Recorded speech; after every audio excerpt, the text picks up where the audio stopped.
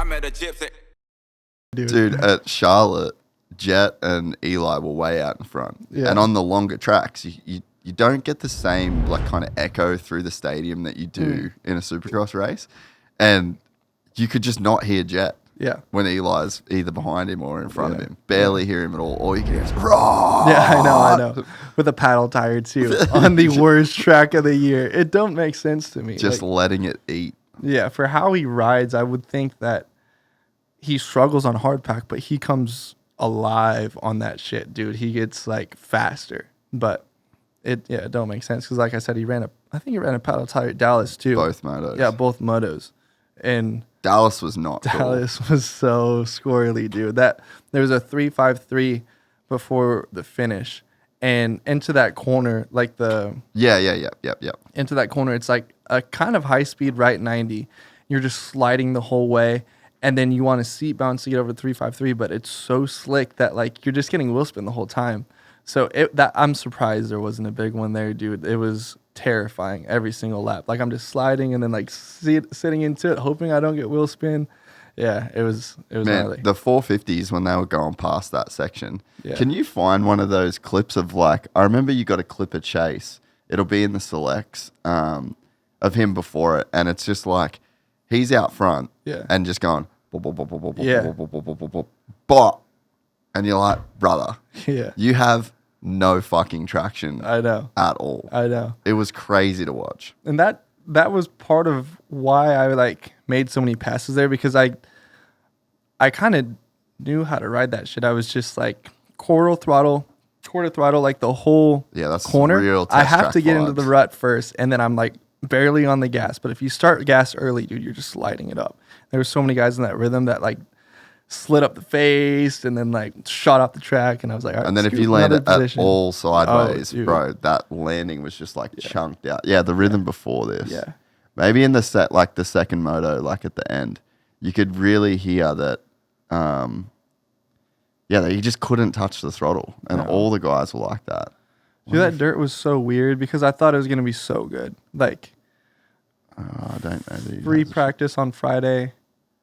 The dirt looked so good when we were walking the track. I know. And then get on the track. I'm like, dude, what is happening? There's no traction. Yeah, it was wild, man. I couldn't believe just how little throttle he was able to use. And it's like, they're factory tires too. It's not like there's some off-the-shelf shit that's been sitting there for a while. I know. Just look at that corner, dude. Oh, that face.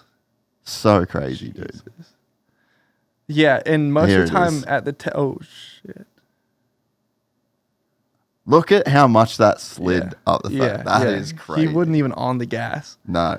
But most time at the test tracks, when it gets like that, there's like at least a rubber path from your tire that like could at least help traction, you know? But for some reason, like we just kept on like digging lower and lower. You could kind of see it right there. But where you needed it, there was nothing at all. Yeah, it was pretty wild. I don't think they can use that dirt next year. No. I think they'd have to, but it looks so good. Yeah, I know. It's and it was also 100 degrees. I know. You really couldn't. Could you feel that heat much there? Yeah, it was tough. Yeah, it was brutal. Dude, for me, the hottest race was Ironman, and it wasn't like temperature wise, it wasn't that hot. But I don't know if it was the humidity, but it was so hot, dude. I cooked myself there. There in Southwick were probably the two hardest for me.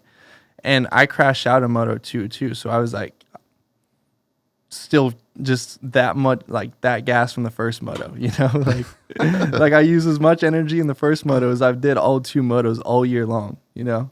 Yeah, some of those outdoor races, man, I just don't. I Yeah. don't get how you can do it. Yeah. It's pretty insane. Yeah, I know. I watch Chase and like Jed and those guys, and like they come out first lap in Moto 2 ripping. And most of the time I'm like still trying to like catch my breath from Moto 1, dude. So it takes me till like 15 to kind of break through that like wall and then start charging again. But they're so explosive, so quick, and it just lasts all moto. It doesn't make sense, dude. Yeah, this year in the 450 class, especially when Hunter and Jet were both in there, I feel like those two, the way that they work together, they kind of like change the game a bit in terms of how I guess both motos were run, but especially second motos, you know. And I feel like Jet uses Hunter as a like a, you know, in cycling, you almost get like a bit of a peloton. You have like the guy that protects the other. I know that's not what Hunter's trying to do, but that's how Jet uses him. Yeah, and it's like Cal and Ricky Bobby, you know? Yep. And he just keeps Sexton kind of there. And then as soon as he'll let Hunter stay in front of him. Yeah. And then until someone comes up behind him, and then he'll go, and then he'll just maintain right in front of Hunter. And then if someone passes Hunter, then he'll start to put the charge on. And it's like it's like he runs up the clock. Yeah, exactly. You know? Well, that's kind of how it is. I've noticed that it's changed in the 250 class too. Really? With Jet and Hunter both being out. We kind of like approach the races and at least qualifying like differently. Because like everybody always wants to do what whoever's winning is doing. So when it's Jet and Hunter, like they ride so effortlessly and everybody's trying to change their like technique and this and that and ride more like efficient. And then Deegan comes in and starts just like lighting the world on fire in a year. And everybody's like, wow, like we could actually do that. Like we could ride that way. Yeah, we can send it together. Yeah, I know. And that's what everybody's doing now. So really? Yeah. So you think Deegs has changed the way the 250 boys? I think so. Huh. Yeah. At least just like intensity wise, because Jet and Hunter, they were really good at starting. I don't want to say slower because it's not like that, but Jet really like manages the race. You know, even watching, dude, all like the SMX races, like he'll start like third, fourth, and then just like chill, and then just start picking off guys, and that's what he was doing in the 250 class. But now, the 250 class is just balls to the wall the first 10, 15 minutes. And then once you're there, you're there. You know, nobody goes forward, nobody goes back. But it's completely different now. That's crazy to hear that. Like, it's pretty hard to see that as a fan. Yeah. But to like know that that's what's going on, you're like, damn. Yeah, I know. It's, well, because I'll catch myself doing it sometimes, like watching Jet and be like, well, I'm doing this in this corner. Like, he's not putting his leg out. I could stand longer.